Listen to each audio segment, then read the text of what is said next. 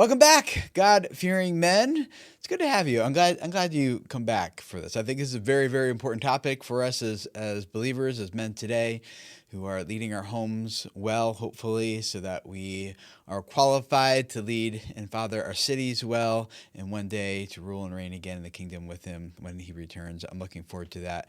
I am longing for his kingdom to come and his will to be done on earth as it is in heaven. And I'm pretty sure you are too, because otherwise I don't know why you'd be as motivated to be here.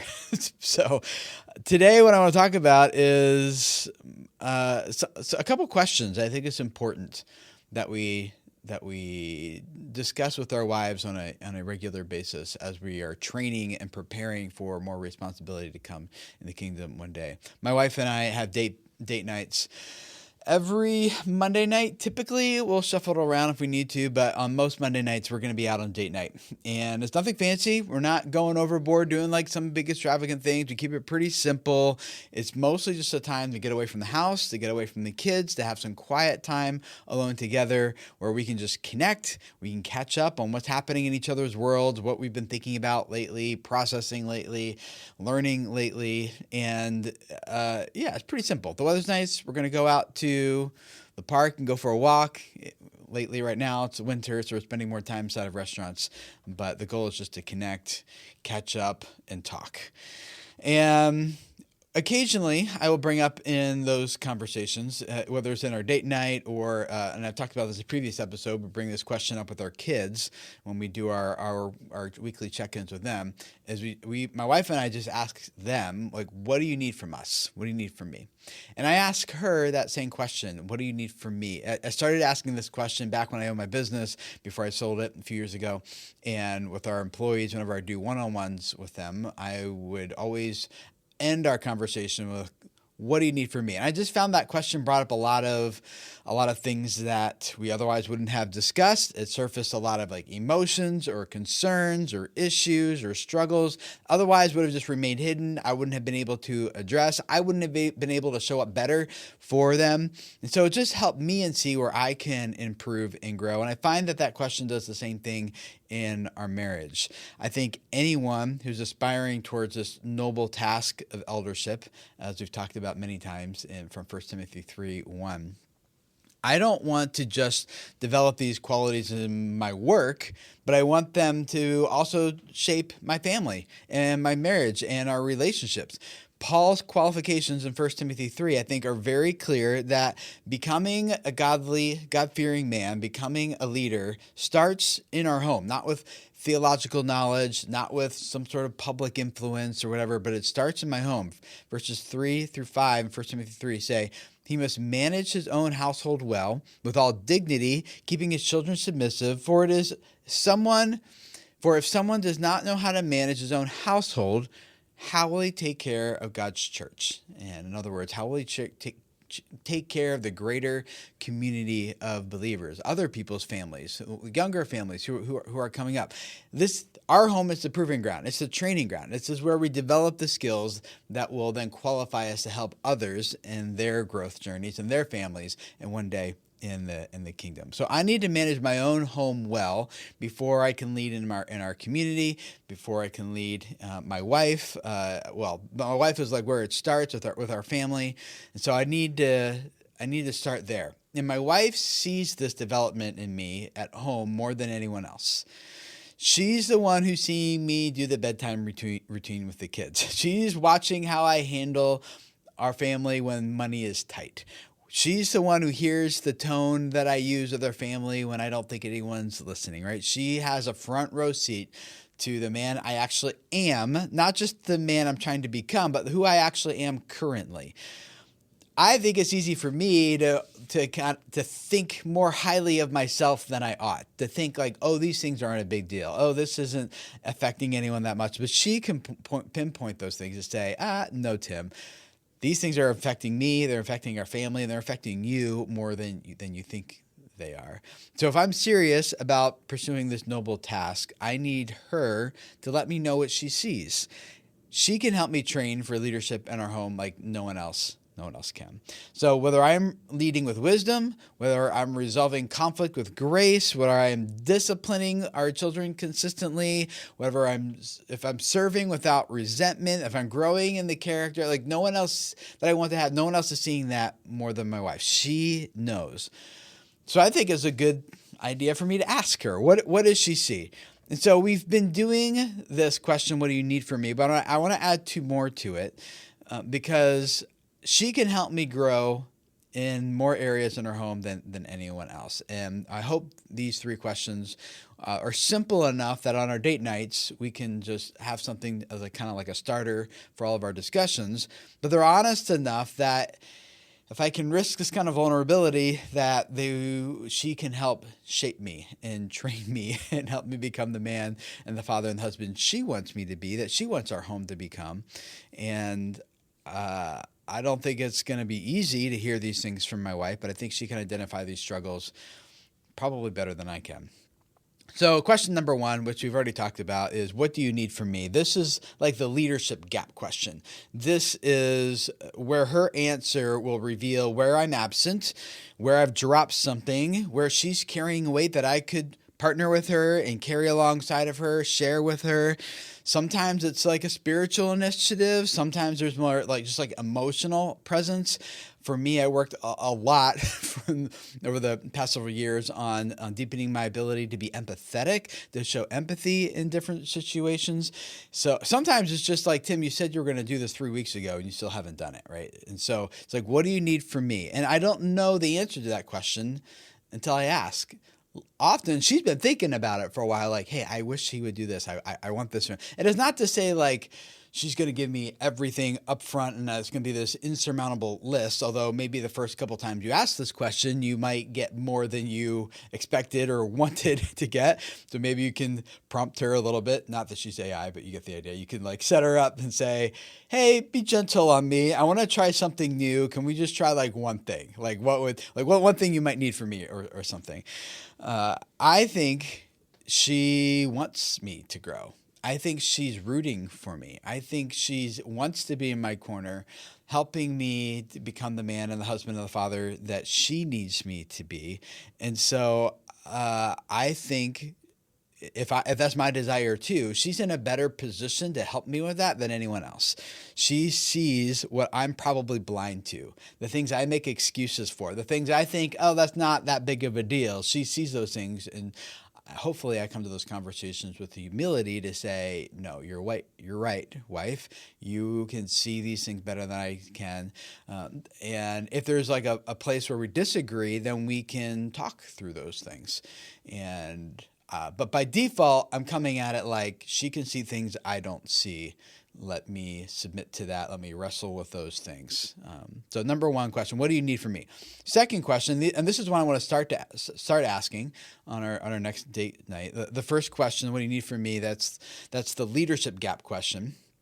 The second question is, where have you seen me grow? And this is the formation question. This is, okay, you showed me what you need from me, but how am I getting better?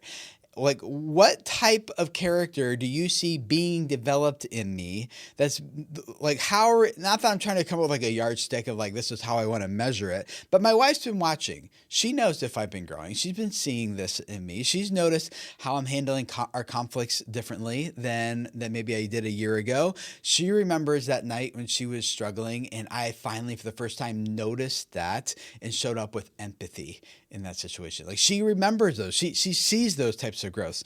So I want her to name it. Help me see it too, right? Like, where am I growing? Confirm that this formation is real, that it's happening, that I am becoming a more God-fearing man who is loving you better, loving our family better, serving better, leading better. Where do you see God actually showing up and shaping me through our family and in our lives together? And I hope that every time I ask that question, I get a response that's like, hey, you've made progress. I see you're growing. I see you trying. Even if you're failing still, I can see that you're thinking about it or whatever, making an effort, or reading the books, or getting the counsel you need, or seeking the wisdom, or whatever the case might be. So where have you seen me grow? And then the third question is, what's the one thing I should focus on next? Asking my wife that question. That's the mission question. That is, all right, you told me what you need from me, and then you've told me where you've been seeing me grow, where the progress is. Now talk to me about where you think I focus next. I'm asking you, wife, to basically be my coach. Help me here, right? And so elders aren't formed in every area all at the same time overnight. We form one area at a time over time. There's patience here. There needs to be consistency here, but there's also gentleness in this situation, hopefully from your spouse and with yourself over these things. My wife can see the next thing more clearly than I can because she's not in my blind spot. She's not making the excuses for my behavior that I might be making. She's looking at them and having to literally live with them. And so her answer gives me hopefully a very specific, actionable target each month. Like, okay, here's what you need from me. Here's where I'm making some progress. I'm being formed. And then here's the mission. Here's what I need to focus on next. The actionable target for me to strive towards. So hopefully together, these three questions can start to create this cycle where we are, one, identifying the gap. What do you need? We're measuring the progress. Where have you seen me grow? And then three, we're setting the next target. What's the one thing I should focus on next? And I think if I ask these questions to my wife once a month, I am building something that most men never have. I'm building a track record of character development that's being witnessed by the person who is most qualified to assess it. And I think this is what Paul is talking about in 1 Timothy 3. The man whose household is being managed well and is being tested and proven over time, that is the man who becomes qualified to rule in the kingdom to come. The man who's qualified to serve as an elder in his city, to father other families and other people in the community well as needed, as with a servant heart, as this way of saying, I've gained the experience, I've gained the wisdom through these other challenges that I've worked through. And again, we talked about this in a previous episode. Challenges aren't just like a thing to overcome. This is a skill development opportunity for me. So sometimes I might need to sit in the discomfort more and absorb that and embrace it in order to develop the character, the wisdom I need from this situation, even though it's uncomfortable, right? But I think that's what Paul's talking about here. Is like, this is what we need in order to serve well in the kingdom and the community. We need to start with our household. We don't get to skip past marriage and past our home and get to the more quote unquote important work. Marriage is the work. Our home is the work. Every hard conversation we're having with our wife is training us for something bigger, for something better. Every moment of being faithful in the thing that she needs from you and the things where she's challenging you to grow and the way she's encouraging you and the growth she has seen, every of those hard conversations and being faithful in them is preparing us for responsibility in the kingdom to come. As we've seen many times, I've talked about this in Luke 19, 16 through 19, the whole parable, but specifically in those verses, Jesus is telling a story within the context of his kingdom coming, right before he goes and rides on the colt down the Mount of Olives into Jerusalem. The men who were faithful with what he entrusted to them were put in charge of cities in the kingdom of God. And 1 Peter 5 talks about this. Again, I'm just, in case your first time here, these are crowns. Like those who are faithful get rewarded with crowns. Crowns are worn by rulers, right? It's not like a spiritual gold star sticker. This is like something we'll actually possess, which is like what we were created for. It's the blessing in Genesis 1, which is to be fruitful, to multiply that fruit, to rule and to reign and have dominion. And then in Revelation 22, it's when everything is restored again, the curses are lifted. What are we doing? We're reigning and ruling with him again, right? So this is not a small theme in the Bible. This is like kind of the whole point. Jesus talked over 100 times about his kingdom coming. And so anyway, we've talked about that in past episodes. I'm not trying to get into no theological discussion. I'm trying to make it practical here. although I get really excited about the stories. I can't help it. But this is us showing up now, being faithful now, being responsible now with our family, with our marriage, with our home, with our parenting, with our resources, with our physical body, with our own energy, with our time, with all of that. We're being faithful and stewarding those well so we can be rule and reign well in the kingdom to come. So, guys, your wife already knows the man you are. She knows that better than anyone. The question is whether or not we are going to be vulnerable enough to ask our wives for feedback. Are we going to be brave enough to grow when she gives it to us? And are we faithful enough to keep asking and to keep doing the hard work? A noble task, 1 Timothy 3:1, this noble task of pursuing these eldership qualifications, this eldership character is not easy. If it was, more men would be living like this. But what do we see? Well, we see more men acting like Adam in Genesis 3. In the context of the curses of the fall, he's there with Eve when she takes the fruit. She hands it to him. She's there with her. He takes some, and then that's when the curse is. That's when they realize they're naked. That's when the shame kicks in.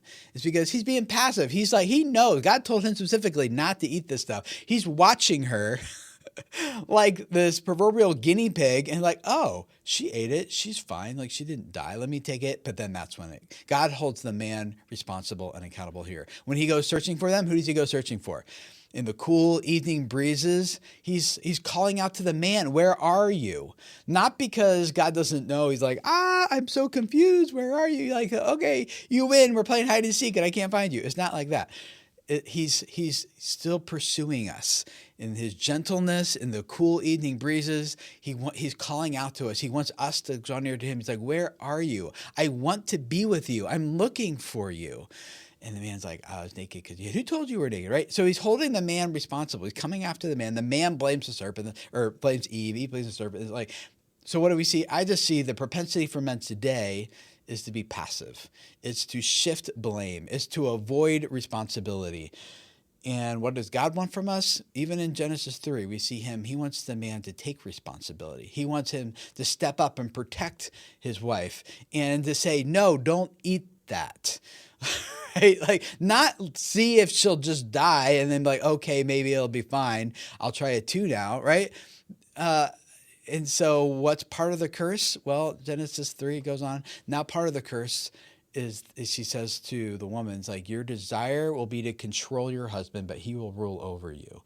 And I know that's probably an unpopular thing to say today, mostly because rulership has also been turned into this thing where someone is mean. They are a tyrant. They are lording their dominion over people in selfish ways. It's this miserable, tainted thing.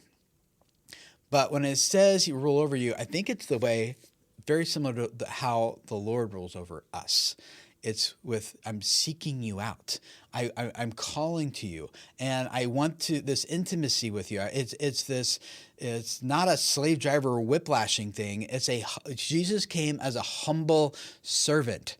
That's what this thing looks like for us. And that's what I think the Lord is calling us to as men to do, and asking our wives for this type of feedback, although risky, although it might spark lots of things that you would wish just would have stayed buried. It's good for us, guys. It's good for us to embrace this and to say, okay, what's more important to me right now is not being comfortable, is not ignoring the issues that are probably likely already there, that your wife is probably thinking about in the back of her mind all the time anyway. It's saying, let's get these out in the open. Let's wrestle with them, and I will take responsibility. I will be humble and tackle these things. So guys, it's going to take a lot of maturity on both of your parts, you and your wife, to have these types of conversations, but I think they're good. I don't think they're easy. I don't think they're fun, but I think they're good. In the Schmoyer household, we have a saying with our kids that good work brings good reward. I know it's not grammatically correct, but the idea is there. Like, the point here is not to do just what's easy, but sometimes to do what's hard, because what's hard will bring the best reward later. We are delaying gratification now instead of just being passive men. We're just going to bend over and take it and just pretend like it's not even there. We're going to say, no, I'm going to stand up for what's right. This might hurt. This might sting, but our marriage, our family is going to be more intimate on the other side. It's going to be full of more love, more grace, and more meaningful relationships because I'm stepping up and not being passive. So I'm rooting for you guys. Please root for me too. We're on this together. If the journey I'm talking about here for God-fearing men is, well, first you go from a boy to a man, and then a man to a father in your home, to an elder in your city, to a ruler in your kingdom. I'm still in the fathering stage. I'm still trying to figure out, how do I manage my household well so that one day I can be qualified to help lead others well. So join me in this journey. I know we're wrestling through this together. If you have any comments or thoughts or suggestions or reactions to this, I'd love to hear them. There's a link in the show notes here. It goes to speakpipe.com/Tim Schmoyer. And you can leave a voice message there. I'd love to feature them in an upcoming episode and wrestle through some of this stuff with you guys. So check that out. Also, subscribe if you haven't. If you want a free guide on how to make decisions better, you'll find a link in the show notes there as well, to an aspiring elder's decision-making framework that will give you 6 questions, a process you can work through with every big challenge you're facing, decision you're facing, so that you can lean into wisdom more rather than just to quick fixes more. Lean into long-term solutions that become fruitful instead of just, how do I get past this pain and get back to equilibrium now? So that guide is down there for free. Sign up. Thanks for hanging out, guys. Appreciate you being on this journey with me. I'm looking forward to that day when the King says, "Well done, good and faithful servant. You've been faithful with little. Now you can be faithful with much. Enter into your master's happiness." I'm looking forward to that, and I want you to be there with me. So subscribe, keep wrestling. See you guys in the next one. Bye.